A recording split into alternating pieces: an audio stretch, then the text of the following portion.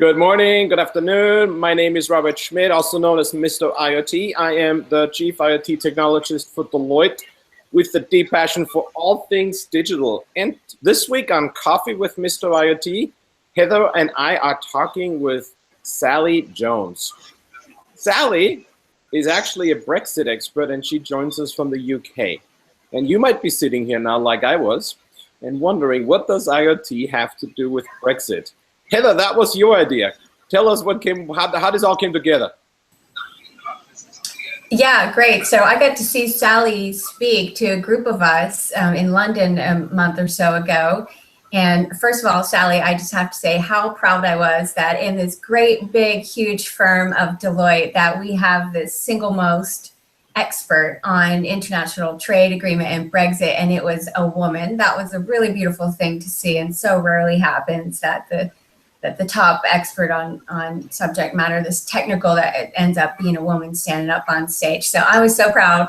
And as I listened to you talk, you started really breaking down the practical impact of what everything that's going to happen over the course of the next year with Brexit will mean. And you started talking about even just the basics of supply chain, and that you don't have the infrastructure in Britain to hold all of the goods that are going to get held up longer.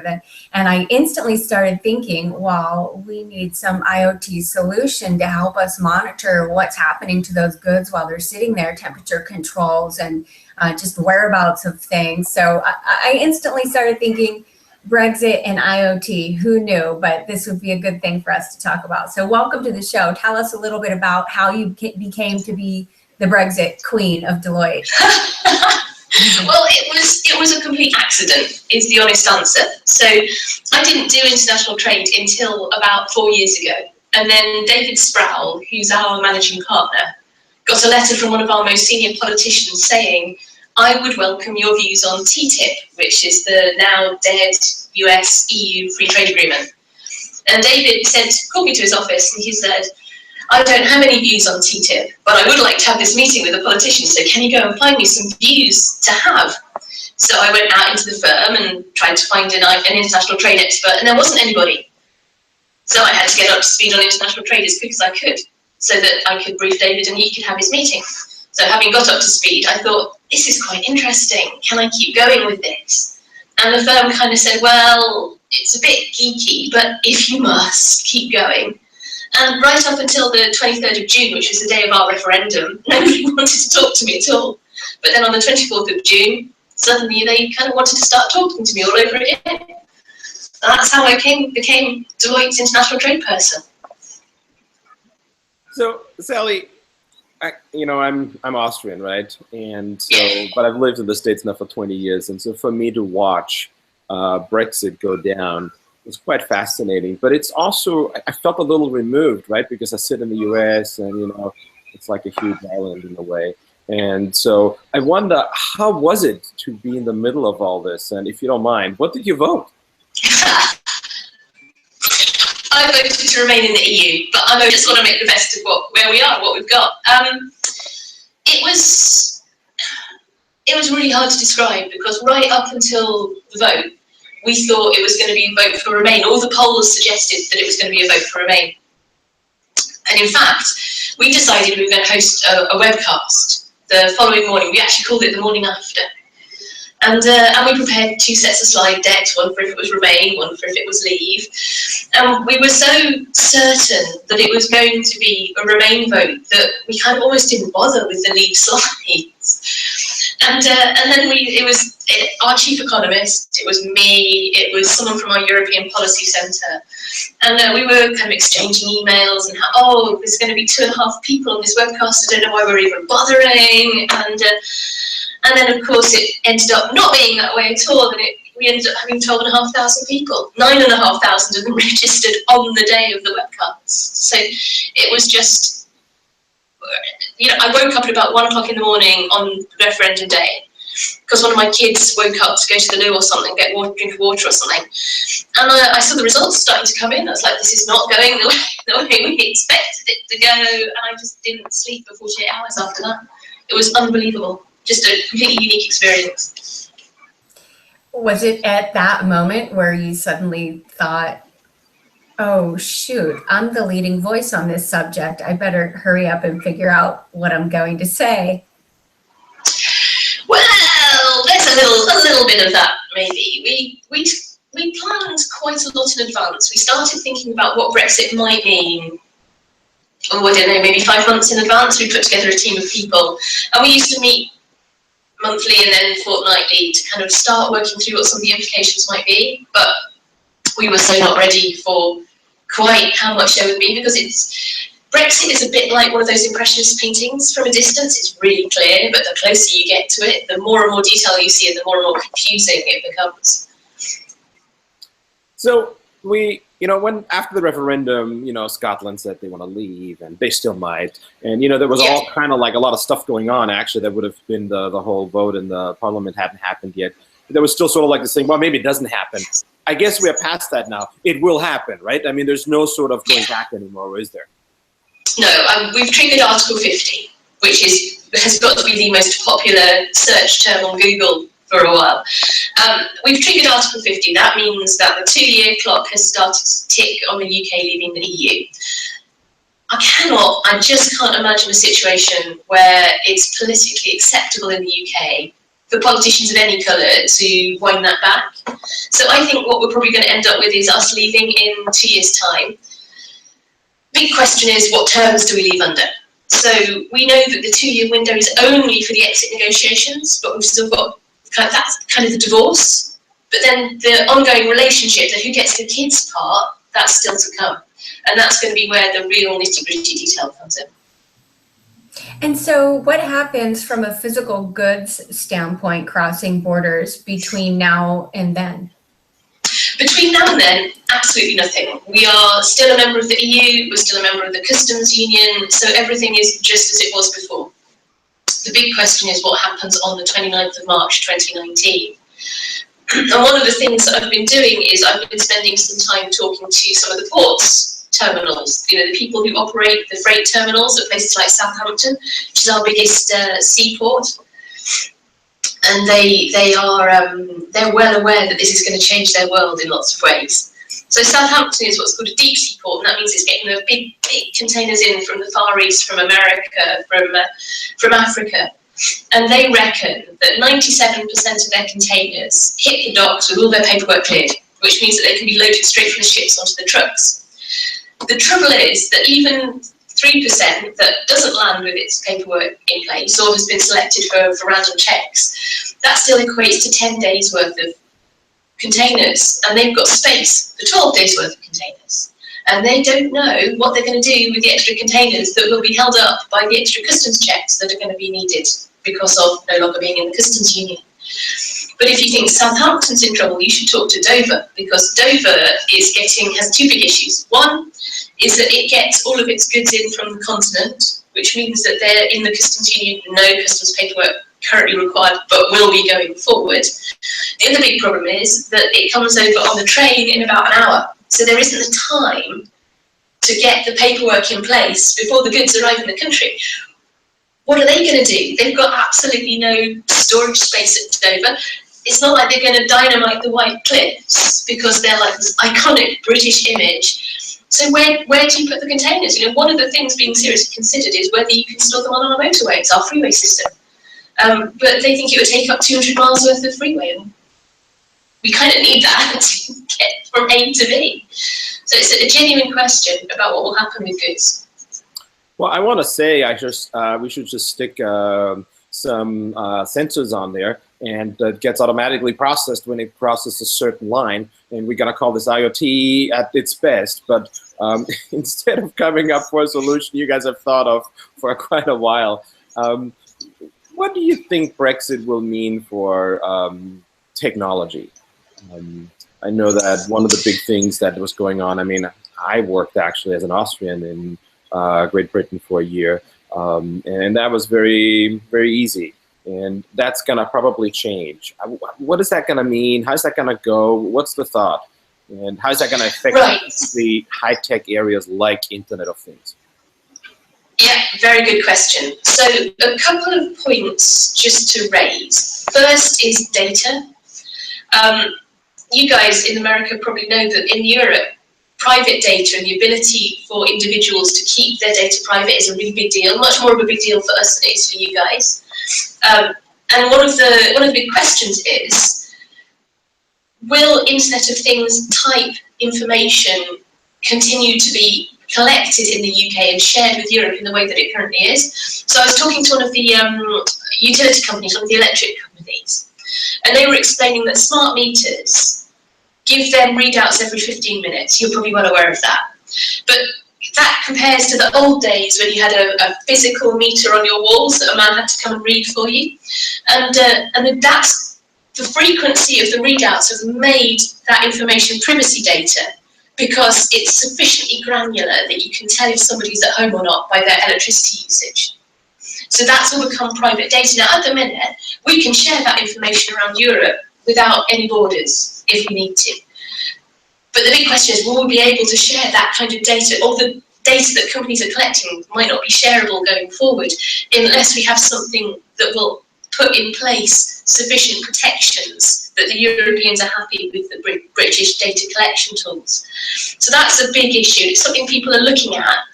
And as with so many things in Brexit, we don't have an answer yet. We don't know what the answers are going to look like, which is why companies are so uncertain. Now, you also mentioned the fact that as an Austrian, you were able to come to the UK, and we were delighted to have you, I'm sure. But the fact that people can't move so freely between Austria and the UK or vice versa after 29th of March 2019 is an issue. You know, the UK has said we want the brightest and the best.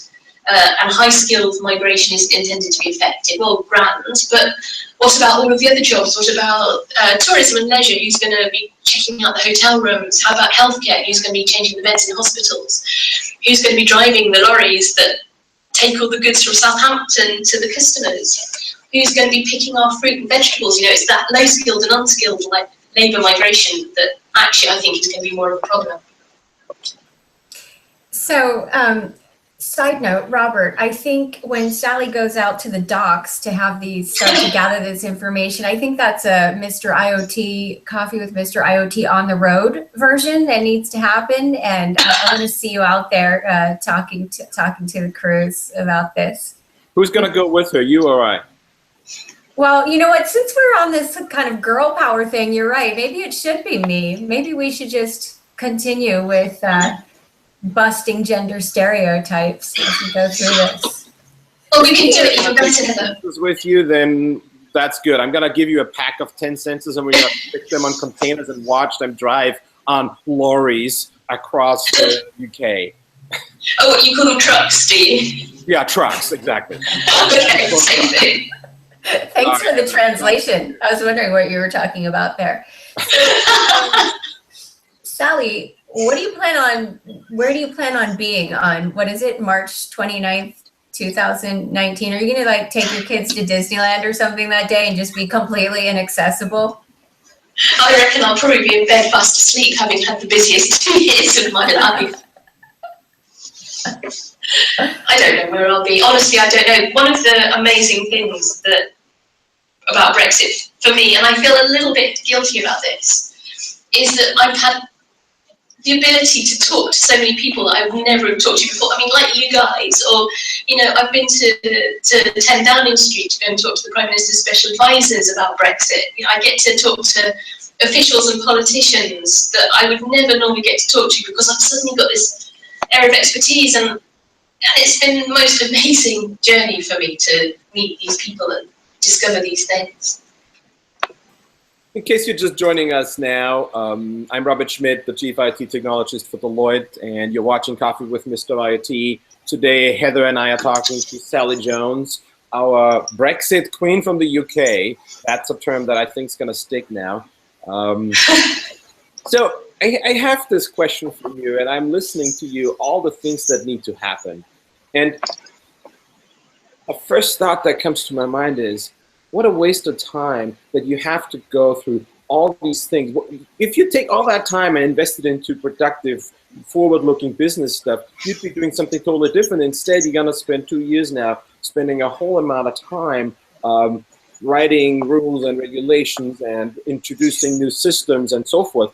But I gotta believe there is a lot of actual upside to this, and isn't this pushing the UK into areas that they wouldn't go otherwise? What's the upside? Where's this going? Where do you see the benefit of it? Talk about the good things that you see coming out of that. Okay, so for me, the number one good thing that's coming out of it is forcing businesses to take a once-in-a-generation look at the way that they do things. And I'll give you an example, a real-life example of a pharmaceutical client of mine who it does biotech, and it's really concerned about delays in the supply chain. So if it can't get its product from A to B fast enough, what's going to happen to that product? So it's looking at absolutely revolutionary 3D printing of biotech and pharmaceutical materials that you can't do today, but they're hoping that 5 years' time they'll be able to print specific, tailored pharmaceutical products in the homes of their customers, the people who are actually taking the drugs. And that's been inspired directly by Brexit. And that kind of innovation, and I've just given you one example, I could give you more, is being catalysed by Brexit, because all of the cheaper and easy solutions that are currently available to us, like using cheap labour or like being able to move goods freely, they're not going to be available anymore. So let's be innovative about where we find our solutions. And I honestly believe that there will be an explosion of R&D that comes out of the UK because of this, where we have to take the harder way of doing things than the easy way. I love hearing that. I mean, as a technology person whose whole career has been in the Silicon Valley, everything around tech disruption that is happening today, that nothing's bringing it to life more than this topic, because as you say, it's sort of forced innovation. So I would definitely like to invite you and any crew of delegates that you want to bring with you out to the Silicon Valley for any sort of kind of inspiration tour out here, to be thinking about new ideas or about how you can apply it to some of the challenges that your clients are facing. We would love that. Yeah, I think that would be a really good use of time, huh? And I can see another good thing coming out of this, in that you will be like the most employable resource. You could turn and become like a trade agreements person and take this to other countries that are dealing with this stuff. You could become a tech person and go be like the innovation expert for how to deal with trade policy that disrupts supply chain. There's all sorts of great things for Sally Jones that could come out of this world event. But that makes me feel guilty. I feel bad that I'm benefiting from something I never voted for. Oh, you're so British, aren't you? That's so cute. No, but you were asking for Brexit upsides, and actually one of the upsides is that the UK is a services economy, just like the US is. And free trade agreements are pretty rubbish at the minute when it comes to trade and services. And if we can start writing some really, really good free trade agreements, maybe with the US, who knows, then that would actually be another good thing for the globe as a whole. And I was really proud when the Prime Minister stood up on the 17th of January and started outlining what the government's Brexit priorities were going to be. I was really proud of the fact that she said, we're not turning away from the globe, we are going to keep trading, we are a trading nation, and we're proud of that, and we'll keep going. I reckon that's a pretty good thing. So Sally,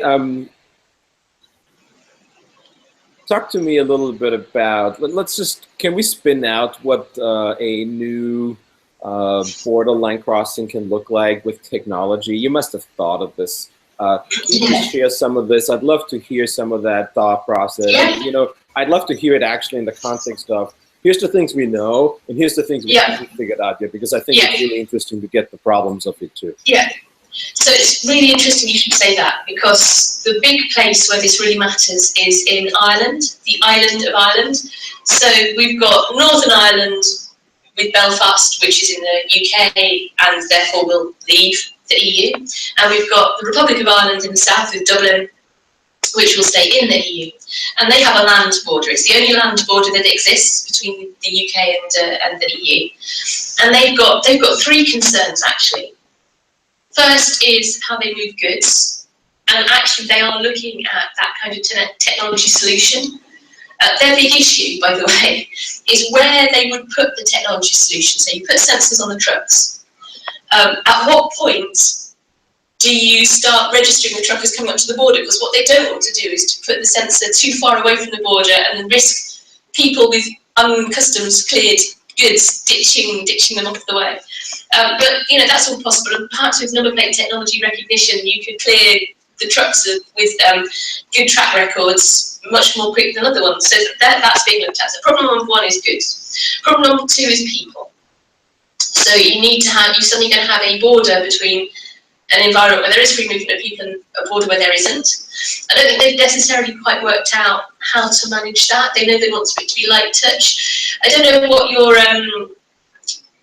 underground metro systems look like. In the UK, we have these touch-in, touch-out cards that mean that people can flow in and out very, very quickly. It could be something that looks a bit like that with the digital footprint. The third issue, and this is the one that you don't think about, is livestock. For every person that crosses the border, they have 10 heads of cattle or sheep.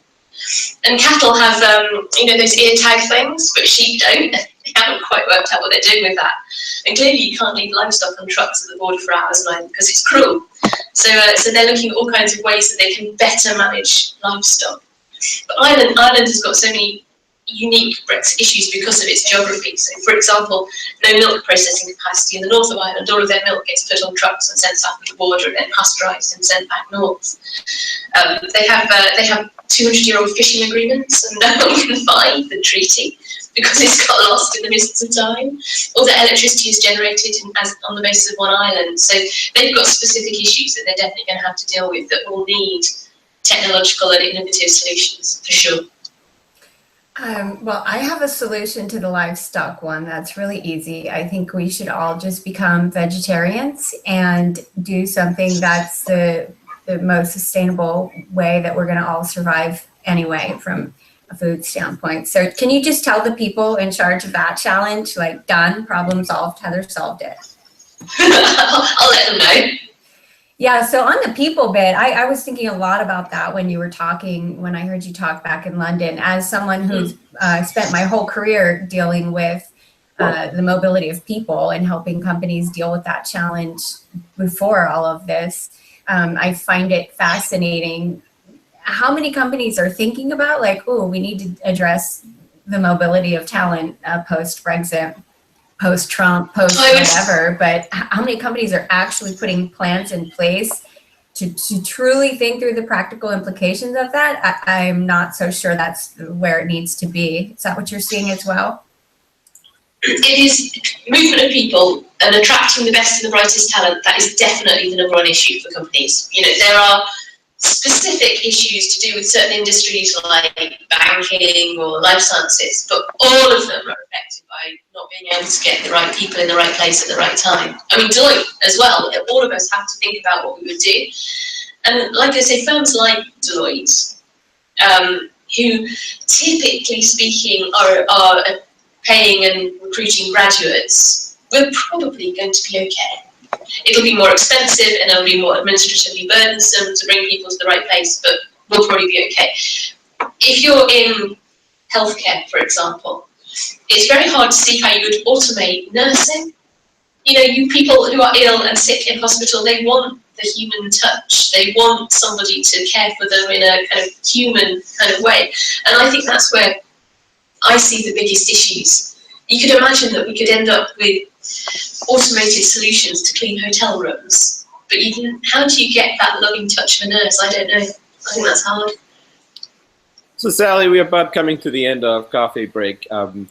We asked you a bunch of questions, but maybe there is a question that we should have asked and you didn't ask, or what's the question that really is sort of a least asked question that you don't hear from people? What's your last kind of thought on before we call it quits? I think the least asked question is how will it all be okay? People always go to the doom and gloom, it's all a disaster kind of position. And I think that's wrong. I mean, people talk about the fact that if we were to move to what's called World Trade Organization trading terms, I'm not going to get any more technical than that it would be a problem for the UK and for Europe, but that's how we trade with the US today. And, you know, we seem to be doing okay, right? We trade okay with you guys. And there will be a process where we need to adjust, for sure. Companies need to be planning for that, but it will be manageable. And I think in 10 years' time, we'll all look back and say, actually, there were some tough times, but we did okay. Well, Sally, thank you so much. It was really great having you. It looks like the coffee break is coming to a close. It was great having you. Thank you so much. Please join Heather and I again next Friday, 9 a.m. Pacific, noon Eastern, for another Coffee with Mr.IOT. And by the way, if you missed any part of today's conversation or want to watch an old show again, find us on YouTube. You can see all today's show in all its glory length and all the previous shows. And with that, thank you so much. See you next week. Bye. Bye.